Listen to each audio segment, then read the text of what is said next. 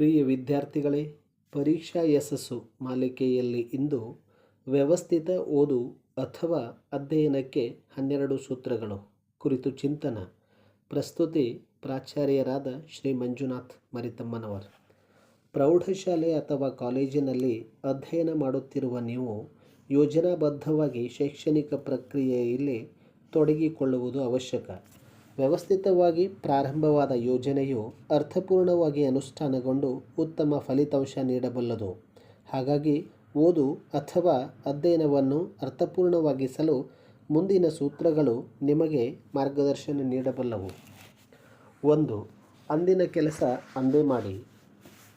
ಶಾಲೆಗಳಲ್ಲಿ ಉಪಾಧ್ಯಾಯರು ಪಾಠ ಬೋಧನೆ ಮಾಡಿದ ದಿನವೇ ಮನೆಯಲ್ಲಿ ಅಥವಾ ಹಾಸ್ಟೆಲ್ನಲ್ಲಿ ಆ ಪಾಠವನ್ನು ಓದಿ. ಪರಿಕಲ್ಪನೆಗಳು ಅರ್ಥವಾಗದಿದ್ದರೆ ಮಾರನೇ ದಿನ ಸ್ನೇಹಿತರಿಂದ ಅಥವಾ ಶಿಕ್ಷಕರಿಂದ ಆ ಪರಿಕಲ್ಪನೆಗಳ ಬಗ್ಗೆ ಸ್ಪಷ್ಟ ಮಾಹಿತಿ ಪಡೆಯಿರಿ. ಯಾವುದೇ ಕಾರಣಕ್ಕೂ ಅರ್ಥವಾಗದ ಪರಿಕಲ್ಪನೆಗಳನ್ನು ಯಾಂತ್ರಿಕವಾಗಿ ಕಂಠಪಾಠ ಮಾಡುವುದು ಬೇಡವೇ ಬೇಡ. ಸೂತ್ರ 2. ಅರ್ಥಪೂರ್ಣವಾಗಿ ಓದಿ. ವಿಷಯ ವಸ್ತುವನ್ನು ವ್ಯವಸ್ಥಿತವಾಗಿ ಓದಿ. ತರ್ಕ, ಕಾರ್ಯಕಾರಣ ಸಂಬಂಧ, ಪಠ್ಯಾಂಶಗಳನ್ನು ಸಹಸಂಬಂಧಗೊಳಿಸಿ ಅಧ್ಯಯನ ಮಾಡಿ. ಅರ್ಥವಿಲ್ಲದೆ ಸುಮ್ಮನೆ ಓದುತ್ತಾ ಹೋಗಬೇಡಿ. ಎಷ್ಟು ಗಂಟೆ ಓದುತ್ತೀರಿ ಎಂಬುದಕ್ಕಿಂತ ಹೇಗೆ ಓದುತ್ತೀರಿ ಎಂಬುದು ಮುಖ್ಯ. ಚಿತ್ತವಿಲ್ಲದೆ ಒಂದು ಪಾಠವನ್ನು 2-3 ಗಂಟೆ ಓದುವುದಕ್ಕಿಂತ ಅರ್ಥಪೂರ್ಣವಾಗಿ 45 ನಿಮಿಷ ಓದಿದರೂ ಸಾಕು, ವಿಷಯ ಚೆನ್ನಾಗಿ ನೆನಪಿನಲ್ಲಿ ಉಳಿಯುತ್ತದೆ. ಸೂತ್ರ 3. ನಿಗದಿತ ವೇಳಾಪಟ್ಟಿಯನ್ನು ರಚಿಸಿಕೊಳ್ಳಿ. ಓದು ಅಥವಾ ಅಧ್ಯಯನಕ್ಕೆ ವ್ಯವಸ್ಥಿತವಾದ ಯೋಜನೆಯನ್ನು ರೂಪಿಸಿಕೊಳ್ಳಿ. ಸ್ಪಷ್ಟವಾದ ವೇಳಾಪಟ್ಟಿಯೊಂದನ್ನು ತಯಾರಿಸಿಕೊಂಡು ಅದರ ಪ್ರಕಾರ ಅಧ್ಯಯನ ಮುಂದುವರಿಸಿ. ಓದುವುದನ್ನು ಮುಂದೂಡುತ್ತಾ ಹೋಗಬೇಡಿ. ಸೂತ್ರ 4.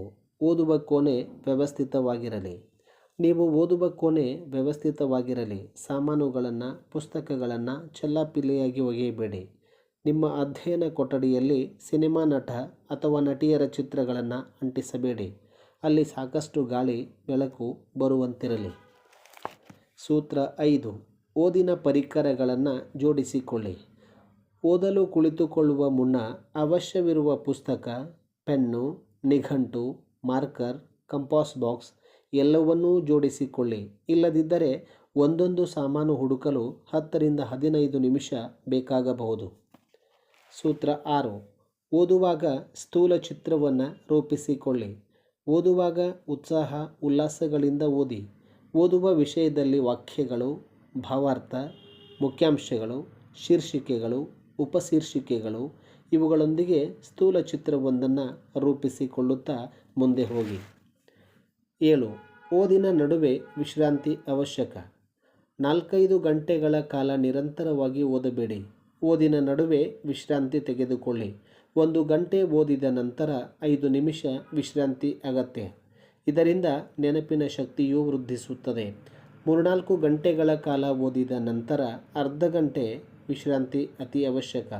ಏಕತಾನತೆಯನ್ನು ಹೋಗಲಾಡಿಸಲು ಕೆಲ ಕಾಲ ವಾಕ್ ಮಾಡಿ, ಸಂಗೀತ ಕೇಳಿ, ನಗೆಹನಿ ಓದಿ, ಗೆಳೆಯರೊಂದಿಗೆ, ಮಕ್ಕಳೊಂದಿಗೆ ಮಾತನಾಡಿ. ಸೂತ್ರ 8. ಪುನರವಲೋಕನ ಮಾಡಿ.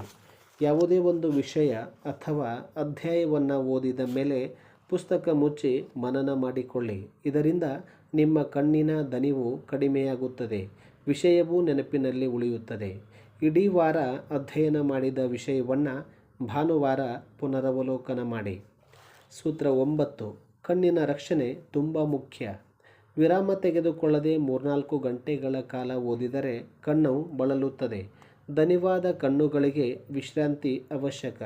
ಒಂದು ಗ್ಲಾಸ್ನಲ್ಲಿ ಸ್ವಚ್ಛ ನೀರು ತೆಗೆದುಕೊಂಡು ನಿಧಾನವಾಗಿ ಕಣ್ಣು ಮುಚ್ಚಿ ಗ್ಲಾಸ್ನಲ್ಲಿ ಕಣ್ಣನ್ನು ತೆಗೆಯುವುದು ಮುಚ್ಚುವುದು, ತೆಗೆಯುವುದು ಮುಚ್ಚುವುದು ಮಾಡಿ. ಪ್ರತಿ ಗಂಟೆಗೊಮ್ಮೆ ದೂರದವರೆಗೆ ಕಣ್ಣು ಹಾಯಿಸುವುದು. ಹಸಿರು ಸಸ್ಯಗಳನ್ನು ನೋಡುವುದನ್ನು ಮರೆಯಬೇಡಿ.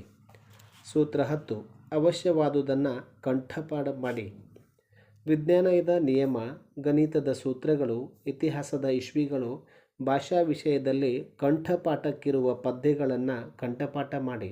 ಪ್ರಮುಖ ವ್ಯಕ್ತಿಗಳ ಹೇಳಿಕೆಗಳನ್ನು, ವ್ಯಾಖ್ಯೆಗಳನ್ನು ಕಂಠಪಾಠ ಮಾಡಿ. ಇದರಿಂದ ಯಥಾವತ್ತಾಗಿ ಮೂಲದಲ್ಲಿದ್ದಂತೆ ಬರೆಯಲು ಅನುಕೂಲವಾಗುತ್ತದೆ. ಸೂತ್ರ 11. ಚಿಂತೆ ಬಿಡಿ. ಬದುಕಿರುವ ಪ್ರತಿಯೊಬ್ಬ ವ್ಯಕ್ತಿಗಳಿಗೂ ಅವರವರದೇ ಆದ ಸಮಸ್ಯೆಗಳಿವೆ. ಯಾವುದೇ ಕೌಟುಂಬಿಕ ಅಥವಾ ಮಾನಸಿಕ ಚಿಂತೆಗಳನ್ನು ಹತ್ತಿರ ತಂದುಕೊಳ್ಳಬೇಡಿ. ಸಮಸ್ಯೆಗಳಿಲ್ಲದ ವ್ಯಕ್ತಿ ಈ ಸಮಾಜದಲ್ಲಿ ಯಾರೂ ಇಲ್ಲ. ಓದು ಮುಗಿದ ಮೇಲೆ ಅವುಗಳ ಕಡೆ ಗಮನ ನೀಡುವಿರಂತೆ. ಸೂತ್ರ 12. 7 ಗಂಟೆ ನಿದ್ರೆ ಅವಶ್ಯಕ. ಪರೀಕ್ಷಾ ಸಮಯದಲ್ಲಿ ಸರಿಯಾಗಿ ನಿದ್ದೆ ಅವಶ್ಯಕ. ನಿದ್ದೆಗೆಟ್ಟರೂ ಅಥವಾ ಅತಿಯಾಗಿ ನಿದ್ದೆ ಮಾಡಿದರೂ ಏಕಾಗ್ರತೆಗೆ ಭಂಗ ಬರುತ್ತದೆ. ಆರೋಗ್ಯಕರ ವಿದ್ಯಾರ್ಥಿಗಳಿಗೆ 6ರಿಂದ 7 ಗಂಟೆ ನಿದ್ದೆ ಅವಶ್ಯಕ. ನಿದ್ದೆ ದೂರ ಮಾಡಲು ಕಾಫಿ ಅಥವಾ ಟೀ ಅತಿಯಾಗಿ ಸೇವನೆ ಮಾಡಬೇಡಿ. ಅದರಿಂದ ಆರೋಗ್ಯದ ಮೇಲೆ ಕೆಟ್ಟ ಪರಿಣಾಮ ಬೀರುವುದು. ನಿದ್ದೆ ದೂರ ಮಾಡಲು ಯಾವುದೇ ಮಾತ್ರೆಗಳು ಇಲ್ಲ. ಓದುವ ವಿಷಯದ ಬಗ್ಗೆ ಆಸಕ್ತಿ ಅಭಿರುಚಿ ಇದ್ದರೆ ಸಾಕು.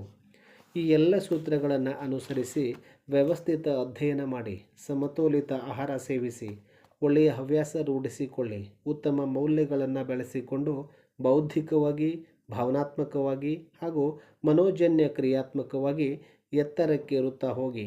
ಧನ್ಯವಾದಗಳು.